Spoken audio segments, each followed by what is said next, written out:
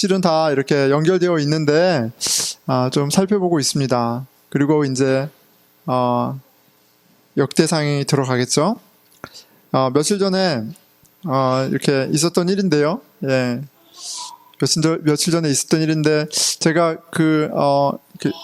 수목금토 이렇게 잘 쉬었습니다. 잘 쉬었는데 목요일 날 저희 둘째하고 제가 같이 데이트를 오랜만에 했습니다. 저희 둘째하고 데이트를 같이 했는데, 예, 했는데 저희 자주 가는 카페 네로에 갔어요. 카페 이제 항상 사람이 가던 데만 가게 되잖아요. 그래서 카페 네로를 갔는데 저희 꼬맹이 한이랑 이렇게 가니까 저희 항상 반겨주는 그 분이 이렇게 웰커밍 해주면서 이렇게 굉장히 환한 미소를 지으면서 저한테 얘기하시더라고요. Is it your daughter or granddaughter? 이렇게 물어보더라고요. 그래서 제가 이 귀를 약간 의심했는데 손녀냐고 이렇게 물어보는 거잖아요. 그래서 이렇게 굉장히 좀 당황하고 좀 약간 뻥쳤어요. 뻥쳤는데 참, 예. 손녀라니 제가 아무리 나이가 많이 들어 보여도 좀 그렇죠. 예. 뭐 이렇게 뭐 정신적으로 충격을 받았다기보다는 이제 부활을 묵상하던 와중에 이렇게 죽음에 대해서도 또 생각하는데, 야, 그래, 내가 그래도 나이를 먹고 있지. 머리 흰머리도 이제 좀 점점 많아지고 있고, 뭐 그렇게 나이가 많진 않지만 네, 생전 처음으로 손녀가 있냐는 얘기도 듣는 그렇게 되었구나 이런 생각을 좀 합니다. 죽음을 향해 걸어가고 있구나. 언젠가 내가 사랑하는 가족과 친구들과 헤어질 날이 오고야 말겠구나. 그런 생각을 하는 거죠. 나이가 드는 것도 이렇게 죽음이 가까이 있는 것도 잊어버리고 살 때가 참 많은데 그렇게 재밌는 에피소드를 통해서 기억하게 하세요. 아틀란타 미정자매 세용 형제 결혼식으로 아틀란타 갔는데 초행길이잖아요. 초행길인데 이렇게 모두 낯설고 또 에어비앤비로 이제 숙소도 가고 이렇게 하고 또 이제 운전을 이제 많이 하는데 오늘 저희가 늦잠을 자서 비행기를 놓칠 뻔했어요. 근데 이렇게 한 40분 50분 고속도로 오고 이렇게 하는데 제 마음 가운데 이렇게 사고 나면 어떡하지? 이런 생각. 막 비도 막 내리고 막 마음은 급하고 항상 그런 때 무슨 일이 있잖아요. 사고 나면 어떡하지? 그런 두려움이 좀 계속 있었어요. 그러니까 평상시에는 이 죽음에 대한 두려움을 잊고 사는데 무언가 내가 컨트롤할 수 없는 상황, 내 세이프 존을 벗어난 상황, 아니면 어떤 작은 이벤트를 통해서 죽음이 가까이 있다 이런 생각을 좀 하는 것 같아요. 그리고 죽음이 가까이 있다라는 거를 느낄 때 굉장히 두렵다 그런 거를 좀 발견하게 됩니다. 오늘 아침에 좀 그랬던 것 같아요. 그리고 저만이 아니라 제가 사랑하는 사람이 만약에 그런 일이 있다면 이렇게 또 생각이 진전이 되잖아요. 그러면 너무너무 무서운 것 같아요. 무섭습니다. 여러분 어떠세요? 죽음이 여러분들에게는 어떻습니까? 뭐 별로 와닿지 않나요?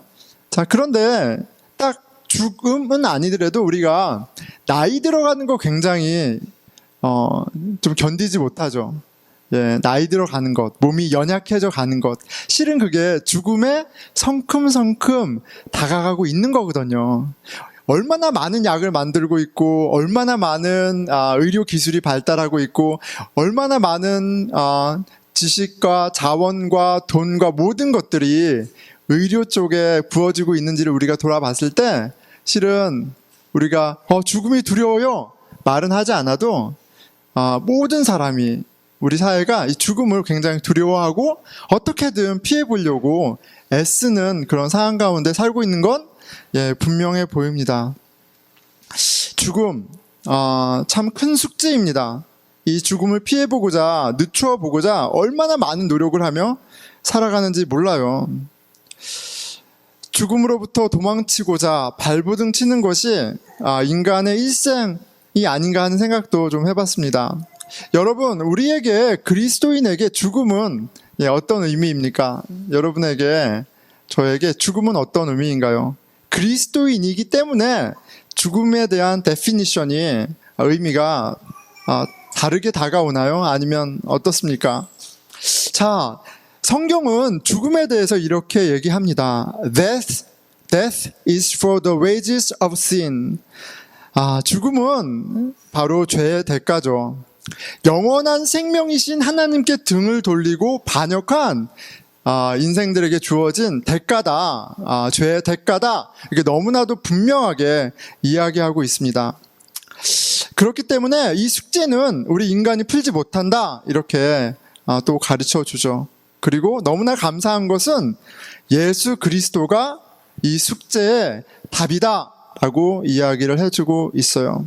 이것이 바로 우리가 믿는 바입니다. 로마서 6장 23절이에요. 죄의 삭은 사망이요 하나님의 은사는 the free gift of God, 그리스도 예수 우리 주 안에 있는 영생이라, eternal life in Christ Jesus our Lord. 그리스도 안에 영원한 생명을 우리가 받았다, 선물로 받았다, 이렇게 이야기해주고 있어요. 그리스도 안에 그리스도를 믿는 것이 우리가 영원한 생명을 얻은 것이라면 우리에게 죽음은 사실 더 이상 두려움의 대상이거나 피하려고 발버둥 쳐야 되는 무언가는 아닐 거예요. 어떻습니까? 요한복음 11장 25절에서 26절이죠. 예수께서 이르시되 나는 부활이요 생명이니 I'm the resurrection and the life. 나를 믿는 자는 죽어도 살겠고 무릇 살아서 나를 믿는 자는 영원히 죽지 아니하리니 이것을 내가 믿느냐. 부활은 다시 살아났다는 것은 생명과 영원한 생명과 결부되어 있어요. 떨어지는 것이 아니에요. 하나님은 예수 그리스도 안에서 죽음을 이기는 영원한 생명을 주신다 말씀하세요. 그리고 이 믿기 어려운, 와닿지 않는 이 사건을 성령님을 통해서 우리에게 깨닫게 하신다, 이렇게 말씀하세요. 성령님을 통해서 가르쳐 주시고 맛보게 하십니다. 그러니까 이렇게 말이 되는 거죠. 우리는 부활을 사는 그리스도인들인데 우리의 지식, 우리의 경험, 우리의 의지로 부활을 사는 것이 아니라 성령의 충만함으로, 이것이 굉장히 중요해요. 성령의 충만함으로 부활을 살게 된다. 달리 이야기하면 우리의 삶 가운데 성령님과의 교통이 없다면 실은 부활이 주는 능력도, 죽음을 이기는 그 권세도 우리하고는 상관이 없는 거예요. 우리가 성령님에 대해서 좀 생각했으면 좋겠습니다. 자, 부활은 인간의 이성으로 이해할 수 있는 영역이 아니에요. 죽은 인간이 완전히 심장이 멎어버리고 완전히 죽어버린 인간이 3일 동안 썩어가던 인간이 다시 생명을 얻는다? 이건 넌센스예요. 있을 수 없는 이야기예요. 인간의 이성으로 이해할 수 있는 영역이 아닙니다. 부활은 신비예요. 부활은 미스테리어스한 거예요. 신비의 영역입니다. 그렇기에 모든 그리스도인은 이성의 세계에서 신비의 세계로 들어가는 여정을 밟고 있어요. 이성을 무시해서가 아니라 우리의 존재는 이성적인, 과학적인 방법으로 해석하고 이해할 수 있는 영역을 뛰어넘는 존재이고, 실은 그 존재인 우리를 성령을 통해 재발견하게 되는 거예요. 거기까지 가는 게 신앙의 여정입니다. 자, 우리가 이 신앙의 여정을 베드로를 통해서 살펴보고 있어요. 육신의 사람 베드로를 통해서 우리가 2주에 걸쳐 살펴봤고요. 오늘도 실은 그 성령의 역사하심이 베드로에게 부활을 어떻게 새롭게 경험하게 하는지 우리가 오늘 본문을 통해 좀 보려고 합니다. 베드로는 모든 그리스도인의 표본입니다. 심볼이에요. 베드로는 부활을 믿지 못했어요. 3년 가까이 살아계신 하나님의 아들 예수 그리스도와 함께 먹고 자고 성경 공부를 하고 기적을 보고 많은 것들을 배웠지만 정작 중요한 부활에 대해서는 믿지 못했어요. 그것이 성경이 보여주는 베드로의 민낯이에요. 이것은 부활이 인간의 이성으로, 체험으로, 의지로 믿을 수 있는 사건이 아니라는 것을 가르쳐 주는 거예요. 또한 말씀을 통해서 베드로만이 아니라 모든 제자들이 예수님의 부활을 믿지 못했다라는 것을 우리가 확인했습니다. 하지만 예수님은 십자가에서 죽으시고 3일 후에 부활하셨어요. 그리고 당신의 제자들에게 나타나십니다. 상처를 보여주시고 만지게 하시죠. 내가 귀신이 아니야. 이렇게 만져보게 하세요. 그 따뜻한 숨결을, 피부를 느끼게 해주세요. 그래도 의심하는 제자들을 위해서 작은 고기를 가지고 오게 하셔서 같이 식사를 하세요. 나의 부활은 그냥 내 귀신으로 나타난 것이 아니라 생명의 부활이다. 내가 생명의 주다. 내가 부활의 주다를 경험하게 하십니다. 믿음이 없는 이들에게 직접 믿음을 주시는 예수님을 우리가 보았어요. 갈릴리 호숫가 어부의 일상으로 돌아온 베드로를 찾아오셨어요. 새벽까지 기다리시고 아침을 차리시고 좋은 아침, 굿 브렉퍼스트를 먹이시죠. 부활을 믿지 못하던, 그렇게 부인하던 베드로를 책망하시기는 것이 아니라 먹이시고 사랑을 확인해 주세요. 부활의 능력인 생명, 그 사랑을 먹이십니다. 그리스도인은, 저와 여러분은 모두 예수님이 주인이요 살아계신 하나님의 아들이다 라는 사실을 믿는 사람들이에요. 아멘? 예, 아직 믿지 못하고 있어도 괜찮습니다. 믿음의 주체고 믿음을 이루시는 분은 이진택 목사가 아니라 성령님이시기 때문에 성령님이 하시리라 저는 믿어요. 우리에게는 우리 믿음에 정직하게 반응하는 것이 좀 필요할 뿐인 것 같아요. 제가 강요하는 거 아니니까 무조건 아멘 하실 필요는 없습니다.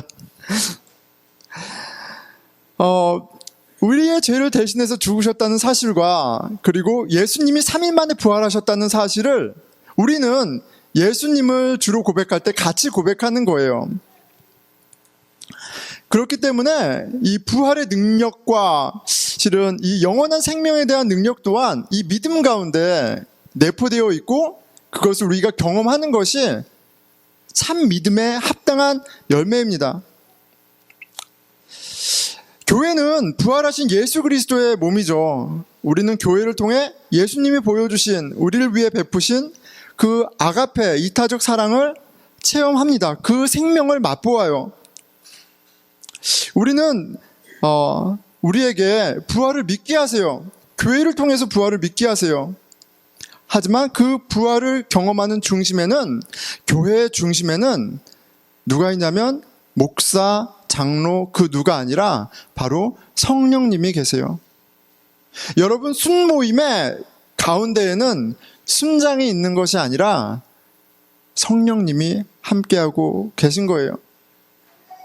순장이 비록 잘 설명하지 못해도 순원들이 엉뚱한 이야기를 나누는 그런 모임이라 할지라도 우리 가운데 예수 그리스도를 주로 고백하는 고백이 있다면 그 가운데 주체로, 주인으로 계신 분은 바로 성령님이세요. 그걸 믿기를 바랍니다. 그 성령님이 가르쳐 주시는 거예요.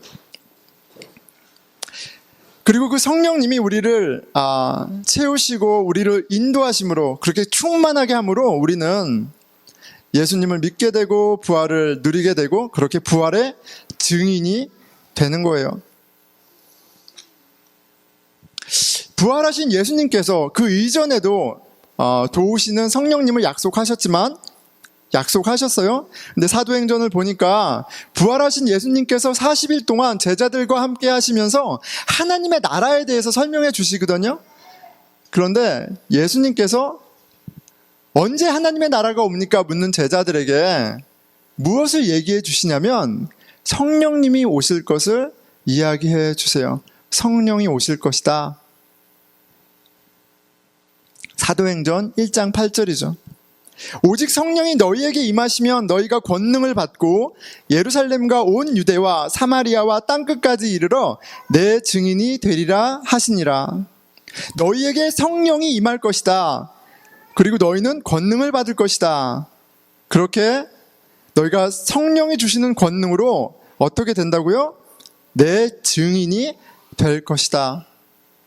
우리가 성령을 통하여 믿음을 선물로 받고요, 성령을 통하여 증인으로 살아가는 거예요.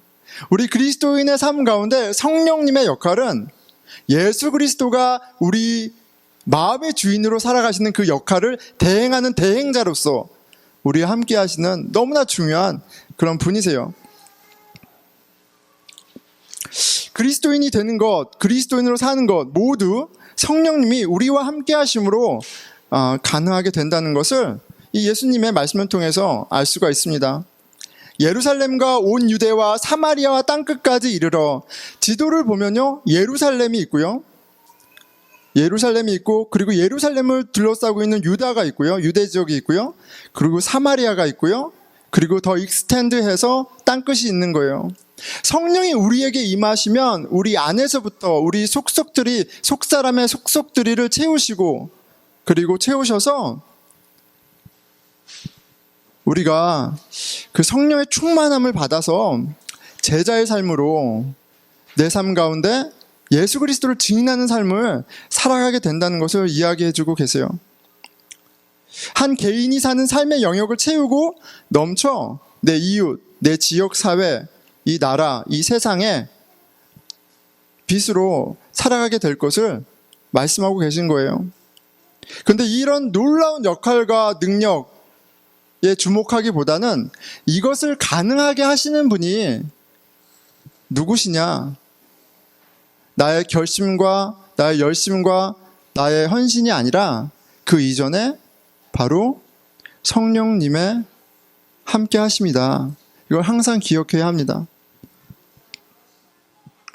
제자들은 예루살렘에 모여 기도하며 성령님을 기다렸습니다. 그들은 죽으시고 부활하신 예수님을 경험했어요. 그리고 그 부활하신 예수님이 다시 한번 가르쳐 주신 하나님 나라에 대해서도 너무나 잘 배웠어요.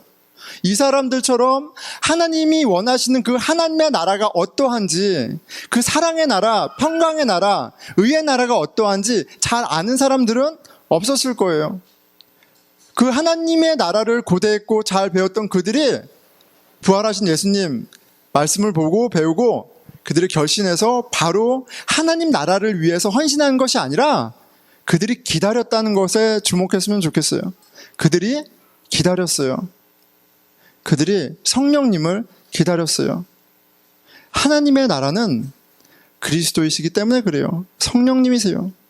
나의 의지의 문제, 나의 노력의 문제, 내 능력의 문제, 나의 헌신의 문제가 아니라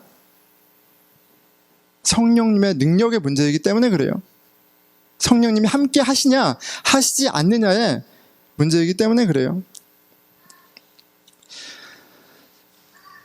오순절 성령님이 제자들에게 임하십니다. 오늘 본문이죠. 오순절 날이 이미 이름에 그들이 다 같이 한 곳에 모였더니 호련히 하늘로부터 급하고 강한 바람 같은 소리가 있어 그들이 앉은 온 집에 가득하며 마치 불의 혀같처럼 갈라지는 것들이 그들에게 보여 각 사람 앞에 하나씩 임하여 있더니 그들이 다 성령의 충만함을 받고 성령이 말하게 하심을 따라 다른 언어들로 말하기를 시작하니라. 성령의 충만함을 받고 성령이 말하게 하심을 따라, 다 인도하심을 그리고 이끄심을 따라 하는 모습을 우리가 확인할 수가 있죠. 다른 언어들로 말하기를 시작하니라. 여기서 성령님이 하게 하신 다른 언어들은 인간이 이해하지 못하는 어떤 그런 언어가 아니죠. 다른 나라에서 오순절을 유대인들의 절기를 지내기 위해 온 많은 유대인들이 있었어요. 그런데 이 다른 언어는 무슨 언어냐면 다른 나라에서 온 유대인들이 듣고 이해할 수 있는 다른 나라의 언어들을 말합니다. 언어는 여기서 성령님이 사용하시는 수단이라는 걸 확인할 수 있어요. 그런데 무엇을 위한 수단이냐면 이 언어들을 통해서 바로 다른 언어를 할 수 있게 해주신 목적이 중요한데 그 목적이 뭐냐면 바로 복음을 전하게 하시려는 겁니다. 그리고 그 복음의 핵심은 예수님이 부활하셨다는 사실이에요. 부활의 사건은 예수님이 바로 생명의 주인이신 살아계신 하나님의 아들이요 구원자요 하나님 나라의 왕이라는 사실을 증명해요. 그런데 이 사실을 성령님이 오셔서 그들을 충만하게 하시자 그들이 증언할 수 있게 되었어요.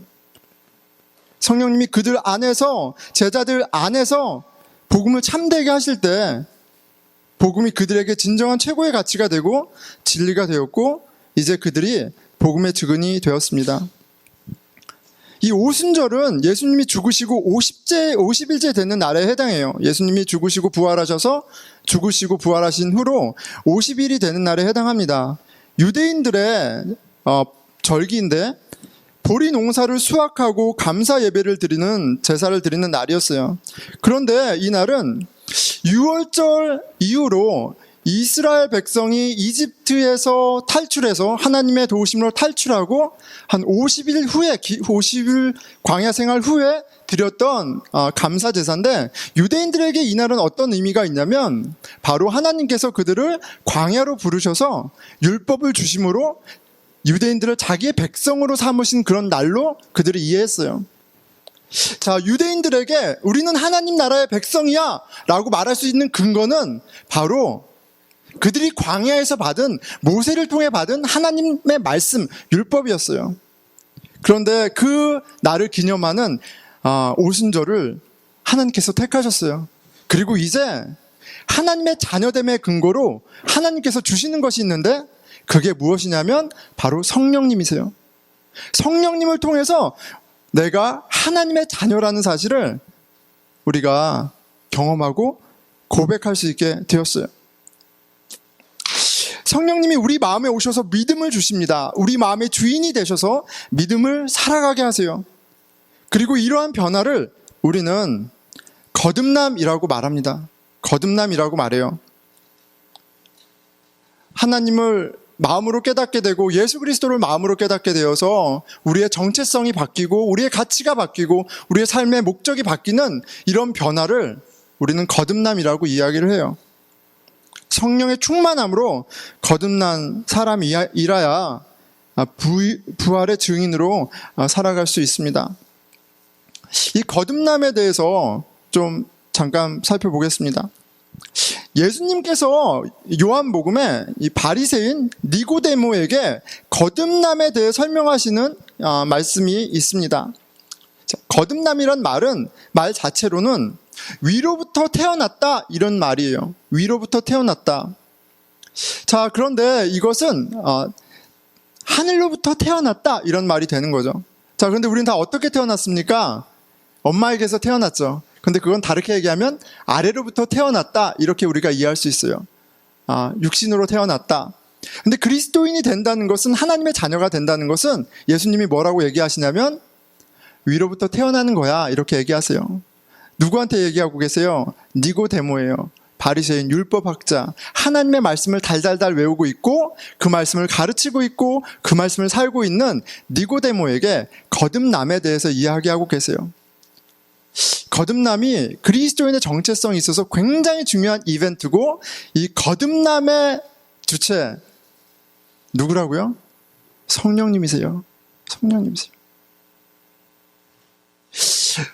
우리가 그리스도인으로 살아가고 우리가 예수를 주로 고백하고 또 많은 봉사 섬김을 하고 말씀을 읽음에도 불구하고 우리의 정체성, 내가 하나님의 딸, 아들로서 갖고 있는 이 존귀함을 내가 누리고 있지 못하다면, 내가 내 마음 가운데 하나님의 의가 이 땅 가운데 이루어지는 것을 전혀 소망하고 있지 못하다면, 우리가 말씀을 알고 있고 그리스도인이라는 명찰이 있고 오늘 이 교회 성전에 있다 할지라도 거듭남에 대해서, 성령님에 대해서 좀 진지하게 생각해 봐야 돼요.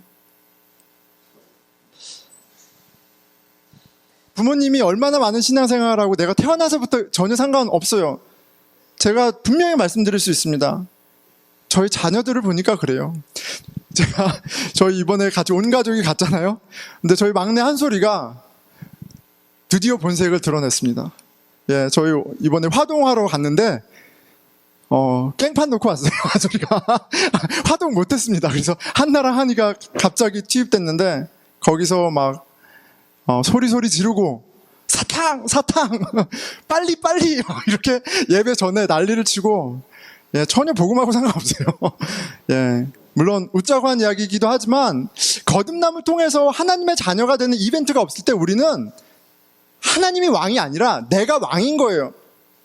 교회에 오래 있어도 누구의 자녀여도 상관없습니다. 어때요, 여러분? 우리가 거듭남을, 성령을 체험했습니까?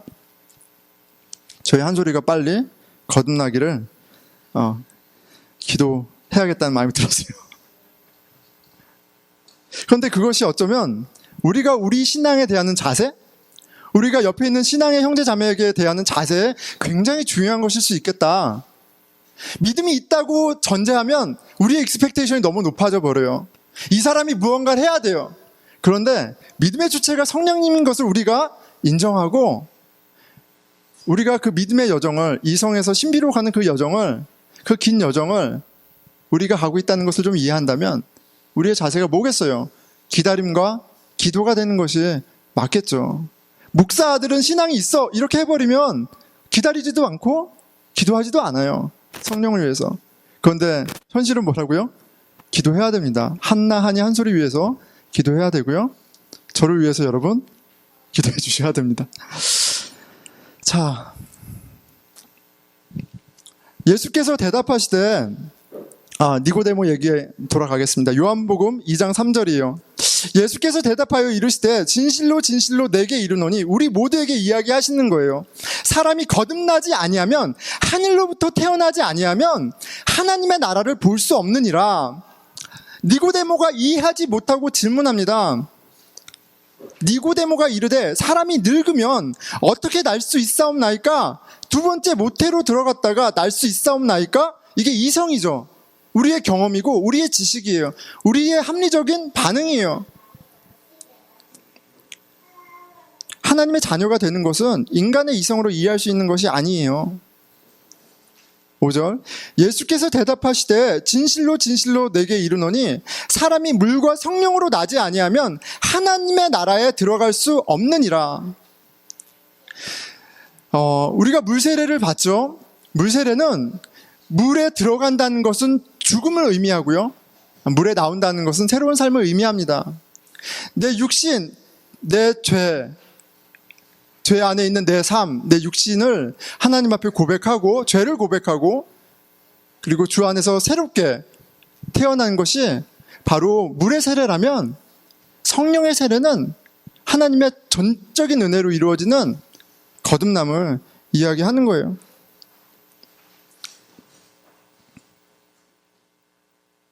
그리스도인은 성령님을 통해 거듭납니다. 성령님께서 이 세상에 나는 죽고 하나님의 자녀로 다시 태어나게 하십니다.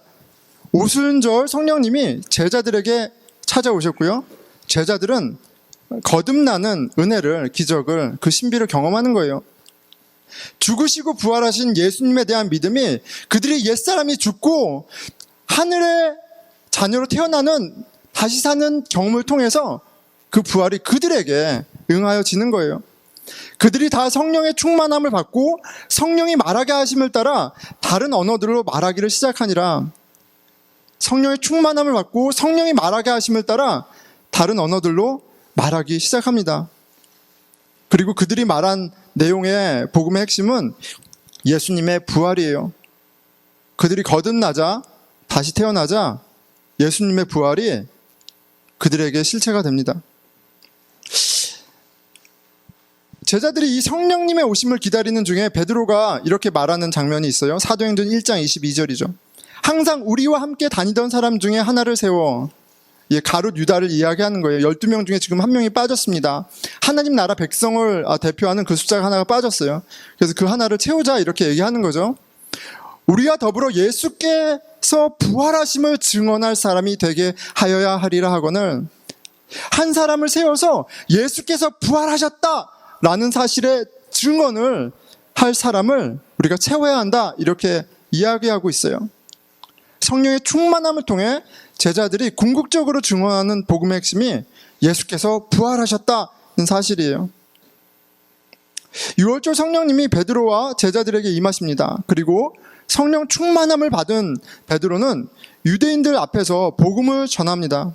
너희가 십자가에 못 박아 죽인 그 예수가 부활하였다. 보라, 그는 진실로 살아계신 하나님의 아들이요 그리스도시다. 죽음을 이기는 영원한 생명의 주인은 하나님뿐이 안 계세요. 부활하셨다는 것은, 죽음을 이기셨다는 것은 예수께서 그 살아계신 하나님, 생명의 하나님의 아들이라는 것을 증명하는 사건이에요. 베드로는 예수님께서 잡히시던 밤에 죽음의 두려움 앞에 벌벌 떨었습니다. 세상 권세 앞에서 벌벌 떨었어요. 예수님과의 관계가 있다는 사실이 드러날까 봐 전전긍긍했습니다. 그랬던 베드로가 이 부활의 증인이 돼요. 성령님이 함께 하시자 죽음을 두려워하지 않습니다. 성령님이 우리 마음의 주인으로 오실 때 우리에게도 동일한 은혜가, 권세가 경험되는 것이 맞지 않을까요?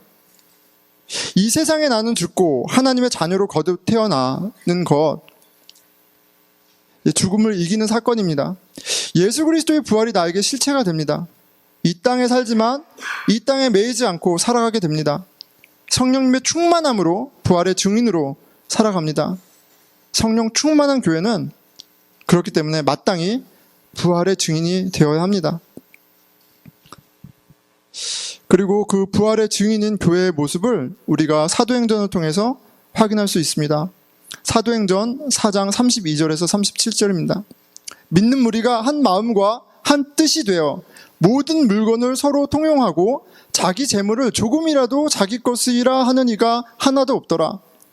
사도들이 큰 권능으로 주 예수의 부활을 증언하니 무리가 큰 은혜를 받아 그 중에 가난한 사람이 없으니 이는 밭과 집 있는 자는 팔아 그 판 것의 값을 가져다가 사도들의 발 앞에 두매 그들이 각 사람의 필요에 따라 나누어 줌이라. 그 중에 가난한 사람이 없었대요. 부활의 능력이 그들에게 응하자, 그 부활이 그들에게 감동이 되자, 성령님이 그들과 함께 하시자, 그것이 죽고 난 이후에 어떤 막연한 삶으로 그들의 삶을 그저 위로하는 것이 아니라 그들의 삶 가운데, 그들의 공동체 가운데 가난한 사람이 아무도 없었대요. 그 누구도 자기의 유익만을 위해서, 자기의 욕심만을 위해서 자기가 왕된 삶을 살지 않는 역사가 부활의 증인된 공동체 가운데 구체적으로 나타났다고 얘기하고 있어요. 부활의 주 예수 그리스도가 보여주신 그 사랑의 나눔과 사랑의 삶이 가능해졌다고 얘기하고 있어요. 자, 그러니까 우리 이 부활의 증인으로 살아갑시다 라고 말하기 전에 제가 묻고 싶고 우리가 같이 기도하기 원하는 것은, 이 말씀이 우리에게 사실 너무 부담스럽지 않냐는 거예요. 읽고 있는 저도 굉장히 부담스럽거든요. 가진 거 별로 없습니다, 어카운트에. 그래도 부담스러워요. 그런데 성령의 충만함을 받은, 부활을 기쁨으로 받은 부활을 산 공동체는 하나님 나라의 모습이 있었다, 우리에게 이야기해주고 계세요. 그렇다면 이 말씀이 부담스러운 거는 부담스러운 대로 받고, 이거 하려고 너무 노력하지 말고 못하는 거니까, 우리의 믿음이 있는가, 우리가 정말 거듭났나, 우리의 소망이 하나님의 나라인가 물어보고, 우리의 기도 제목이 다른 무엇보다도 성령님이 되셔야 하는 것이 마땅하다라고 여러분 생각합니다. 여러분, 이왕 신앙생활 하는 거, 그리스도 안에서 하나님께서 베푸신 그 온갖 신령한 복, 하나님 자녀됨, 거듭남, 죽음을 이기는 그 권세를 누리면서 죽음을 준비해야 되지 않겠어요? 우리 같이 그 성령을 구하는, 성령님께서 우리에게 하실 일을 기대하는 그런 공동체가 되기를 축원합니다. 아멘. 저희 아이들하고 이야기하다가 이제 아이들이 죽음에 대한 이야기를 듣습니다. 신문에서든지 아니면 학교에서든지 친구가 아픈 일도 있고요. 뭐 이런저런 일들이 있어요. 아빠가 죽으면 어떡하지? 이런 이야기를 해요. 예. 너무나 무서운 이야기죠. 그런데 제가 영원히 제 딸 앞에 이 땅 가운데 살지 않는 건 또 팩트잖아요. 그런데 그런 것을 상상해 봅니다. 지금 이 땅 가운데에서는 내가 아이들의 아빠로, 아이들이 나의 자녀로 있지만 하나님 나라에서는 한나야, 너하고 나하고 친구로 있는 거야. 우리가 친구로 주 안에서 영원히 기쁜 나눔을 하는 거야. 그런 믿음을 고백하고 아이들과 죽음에 관해서 이야기할 수 있어서 너무 감사합니다. 우리가 부활을 소망하고 영원한 생명이 우리 안에 있기 때문에 우리가 서로에게 친구가 되고 사랑이 되고 섬김이 되고 나눔이 되는 그런 은혜의 공동체가 되기를 기대합니다. 함께 기도하겠습니다.